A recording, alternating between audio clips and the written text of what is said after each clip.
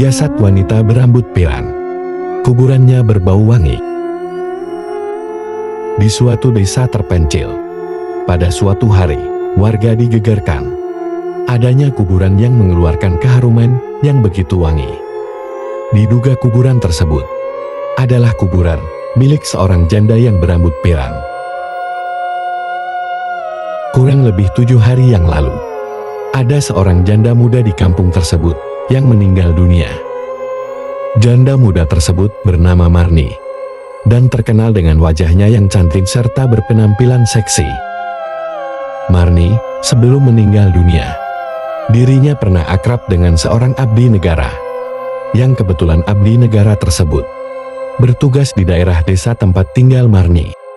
Perkenalan Marni dengan abdi negara tersebut berawal saat dia bekerja sebagai pemandu lagu di salah satu warung jablay. Marni sejak ditinggal suaminya pergi dengan wanita lain, membuat hatinya hancur. Dalam kondisi terpuruk sambil membesarkan 2 orang anak kembarnya yang masih berusia 3 tahun, Marni terpaksa harus bisa bekerja. Tidak ada pilihan lain di kampung yang begitu terpencil dan sangat jauh dari perkotaan. Sungguh sangat sulit mencari pekerjaan. Sampai pada suatu hari, Marni mendapat tawaran bekerja sebagai pemandu lagu di sebuah warung di kampung terpencil tersebut. Awalnya Marni ragu menerima tawaran pekerjaan tersebut. Akan tetapi, karena terpaksa demi bisa menghidupi kedua orang anaknya, Marni pun menerima pekerjaan tersebut. Marni bekerja setiap hari dari jam 8 sampai jam 2 malam. Semenjak Marni berada di warung itu, pengunjung semakin ramai berdatangan. Banyak sekali pria yang merayu Marni untuk mau melayaninya, tapi selalu saja ditolak Marni, karena Marni tidak mau memberi makan anaknya dari uang menjual diri. Marni memang wanita baik. Meski dia seorang pemandu lagu di warung jablay, dia tetap tidak mau menjual diri dan kehormatannya hanya demi uang. Sampai pada suatu hari, di warung jablay tempat Marni bekerja, tiba-tiba terjadi keributan. Di antara pengunjung warung tersebut ada yang saling berkelahi. Dalam perkelahian tersebut, ada 3 lelaki kurus yang membacok salah seorang pengunjung berkepala gundul yang sedang asyik bernyanyi bersama Marni. Ketiga pria kurus tersebut dengan brutal membacokkan parang yang mereka bawa ke arah teman bernyanyi Marni. Setelah kejadian tersebut, warung jablay tempat Marni bekerja itu pun akhirnya ditutup sementara waktu. Warung jablay tersebut ditutup oleh seorang abdi negara yang kebetulan sedang mendapat tugas untuk melakukan giat sosial di desa Marni. Abdi negara itu juga memiliki yayasan sosial dan berperan membantu masyarakat yang ingin berwirausaha dengan memberikan pinjaman tanpa bunga dan tanpa agunan sebagai jaminan. Abdi negara itu bertanya kepada para wanita yang ada di warung jablay tersebut, apakah ada di antara kalian yang mau ikut pelatihan menjahit dan ini gratis, ucap abdi negara itu.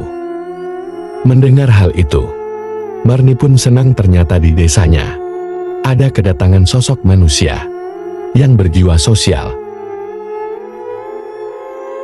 Akhirnya Marni pun ikut program pelatihan menjahit bersama ibu-ibu lainnya yang ada di desa itu.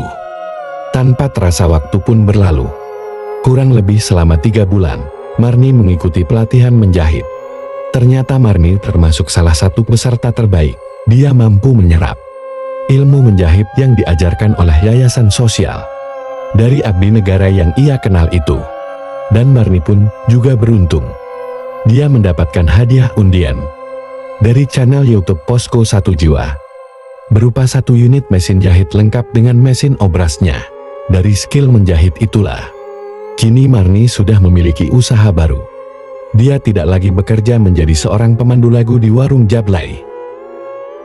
Namun meski Marni sekarang sudah tidak bekerja lagi di warung jablay, tetapi gunjingan dan hinaan masih sering dia dapati dari orang-orang yang iri dengan Marni, khususnya mereka para ratu penggosip yang ada di kampung tersebut. Sampai pada suatu hari, Marni dijebak. Dia difitnah oleh para ratu penggosip yang tidak suka dengan Marni. Dia dituduh sedang berbuat mesum di rumahnya. Marni pun diarak dan ditelanjangi, bahkan diseret sepanjang jalan oleh orang-orang kampung. Tubuh Marni penuh luka-luka dan Marni pun menangis. Tapi tangisan Marni tidak ada yang memperdulikan. Marni pun diikat di sebuah pohon, dibuat tontonan. Sampai pada akhirnya ada salah satu wanita pembenci Marni melemparkan sebongkah batu tepat ke arah kepala Marni. Kepala Marni yang terkena lemparan batu itu mengeluarkan darah begitu segar. Darah terus mengucur dari kepala Marni. Akhirnya Marni pun meregang nyawa. Marni meninggal dalam keadaan tubuhnya masih dalam posisi terikat tali rapia dan penuh dengan luka-luka akibat bekas diseret dan dilempari batu oleh para orang-orang kampung yang membencinya. Jasad Marni pun dimakamkan secara tidak layak, seperti mengubur hewan.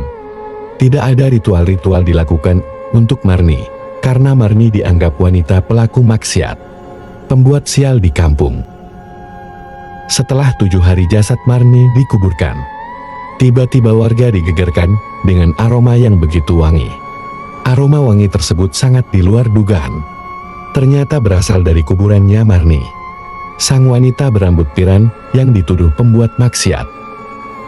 Semasa Marni masih hidup, banyak yang tidak menyadari, bahkan tidak ada yang tahu bahwa Marni setelah memiliki usaha menjahit, berkat dia ikut di pelatihan jahit dari yayasan milik seorang abdi negara. Dari penghasilan jahit si Marni, ternyata dia selalu beramal di setiap hari Jumat. Marni kala itu, dia sering menonton channel YouTube Posko Satu Jiwa.